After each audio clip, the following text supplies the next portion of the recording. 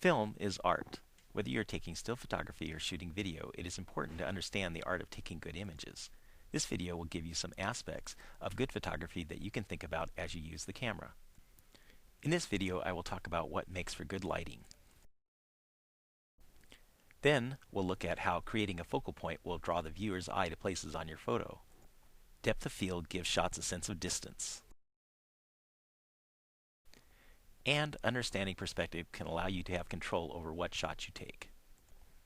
The first aspect to talk about is lighting. In the first video, you learned about how the camera handles light with such things as ISO or film speed, aperture or f-stops, shutter speed, and utilizing a light meter. But once you have mastered those, you need to understand how light works in the real world. One of the best times to take photos is what is called the magic hour, which is the hour right after the sun rises or just before the sun goes down. It is because of the angle of the sun at those times. This is not to say you can't take good photos during the middle of the day or even at night if you know how to take advantage of the light you are given. Also, of course, it is usually best when you have the sunlight behind you. However, sometimes it is okay to break the rules to get some interesting effects. Be aware of your light and where it comes from. Sometimes you will need to supply artificial lighting if you are indoors or have no good light sources. Flashes can sometimes be harsh and must be thought about to work well, but often they can enhance what otherwise would be a shot that couldn't be taken. Another aspect to consider is what is your photo trying to show. A very important consideration is focal point. Focal point is one aspect of the photo, either an object or a person that draws the eye to it first. Here's an example of a shot with no real focal point. The sky is nice, but there is nothing that draws your eyes to any part of the shot.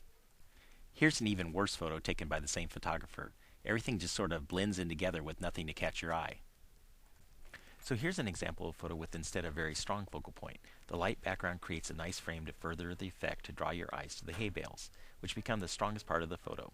Here's a clear, very defined focal point. Imagine this photo without the mailbox. It still would be a nice rural field, but would not have the impact.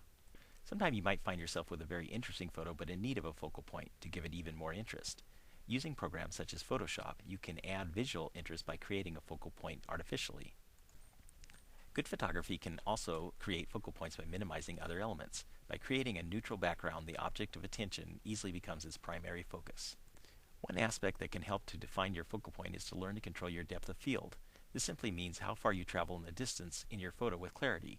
As you can see in this photo, you have a very deep depth of field as both the foreground and the mountain way into the distance are in strong focus. This photo has an extremely shallow depth of field. The objects in the foreground are in really nice focus, but the background is very blurry. This helps to define in this situation the focal point of the photo. The way to manage your depth of field is to work with your f-stops. The larger the f-stop number, the deeper your depth of field will go. This shot has an f-stop of 22.0, which allows both the stone in the foreground and the Columbia Gorge in the background to both be sharp. Remember, large f-stops allow for light to come in slowly, which allows the camera to process the information from far away in more detail.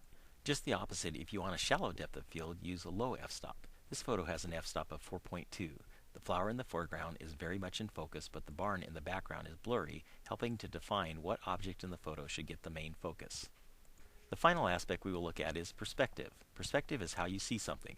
By changing your perspective, an image can take on a very different look. Here's a good example of perspective looking at an old bridge on the historic Columbia Gorge Highway. This first shot shows a fairly classic view of the bridge. But here is the same bridge at a different angle, giving it quite a different look. This is perspective. To take good photos, you need to look at something in different ways. In fact, here's that very same bridge taken from underneath it, a very different perspective indeed.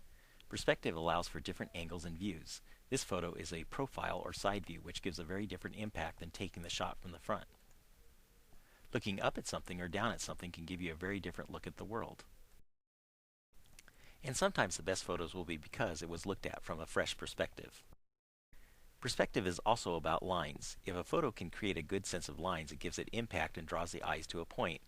This photo uses a common type of perspective called a vanishing point, where the lines appear to almost go on forever into the distance. One common way to create good perspective is to utilize an artistic composition called the rule of thirds. To use this, you want to have your focal point follow along one of the lines of thirds. In this shot, notice the waterfall comes close to following the right-hand line. This also gives the shot more impact. Here's another shot where the rule of thirds is followed. The quarterback and the receiver share the role of being the primary and secondary focal points of this photo. Notice that although not exact, they both hit near the two vertical outside lines. Also, when taking portraits of people, it is always good to have the eye level hit the upper horizontal line of thirds. Another element of a strong photo that can be used is to create a good sense of the diagonal. This photo does utilize fairly well the rule of third lines, but its strongest line is actually the diagonal line the man's face forms. Whenever you can create a diagonal line or lines, photos will often be stronger. Here again is a photo that has a strong diagonal in the composition.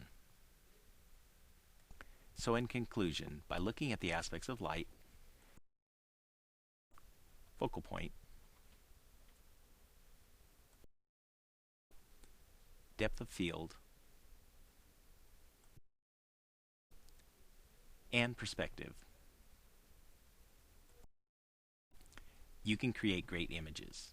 And by applying these concepts also to video, you can create great shots that move yet still have the beauty of a photo.